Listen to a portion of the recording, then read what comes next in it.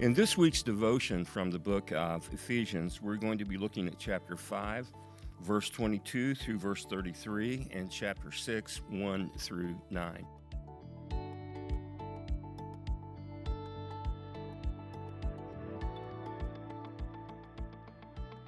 We're going to take a quick look at this passage of Scripture, but in doing so, we've got to go back up to verse 21, and it gives us the context of what he's saying in the verses that we read. In verse 21, it says, "Submit to one another out of reverence to Christ." And the first thing that we've got to establish, as we have been taught from the Word in previous weeks, is grace not only saves us, but grace changes us.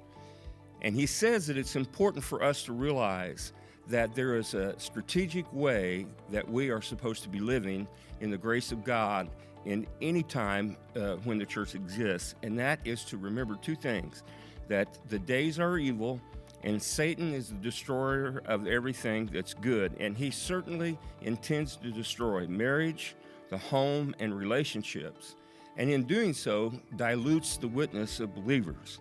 Now, God has a plan for mankind, and he has a plan for marriage, and he has a plan for relationships. He has a plan for parenting, but it requires submission.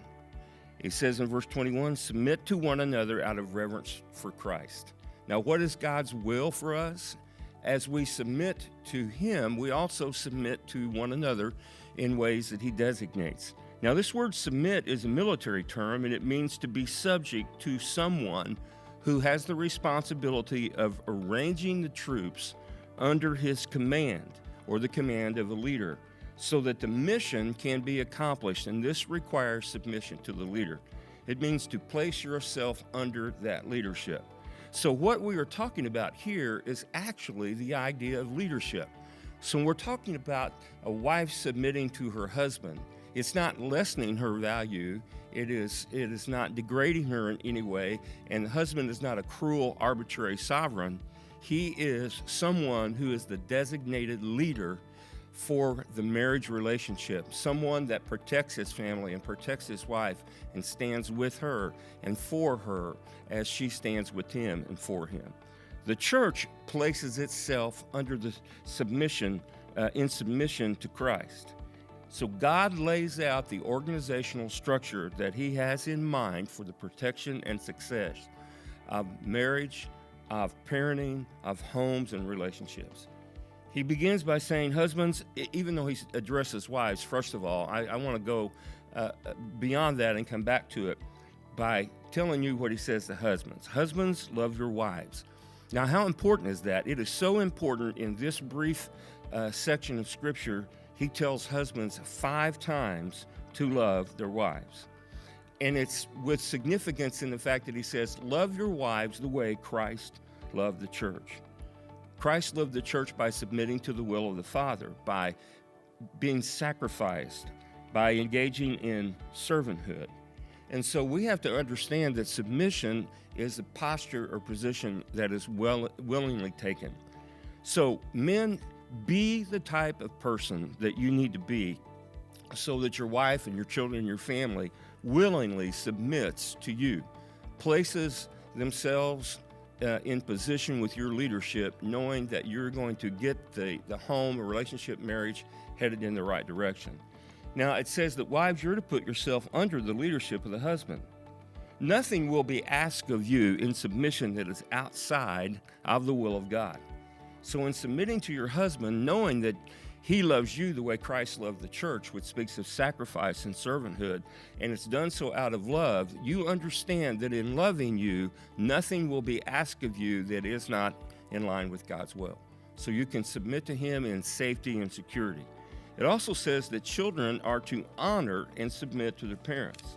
Now, this honoring and submitting to your parents is an inward respect seen in outward obedience.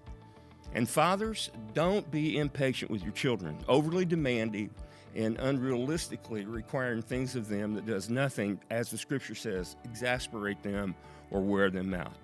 And then he moves outside of the home, and he moves into a critical relationship, which he talks about servants, and we can't really understand that in the context of what Paul is saying here, because it's not as much of an issue for us But it was a huge issue in the time of the writing of the book of Ephesians, because there were Christians who were slaves and servants without much hope of changing their status. And so what does he tell them? Now that you are a believer and a follower of Jesus, that doesn't mean that you do not give respect to your masters, or even less respect. It means you respect them even more. Because in working according to your responsibilities, you don't do it so that their eye will be upon you and you will gain reward from it. You do it because you are showing what it means to be submissive to Christ.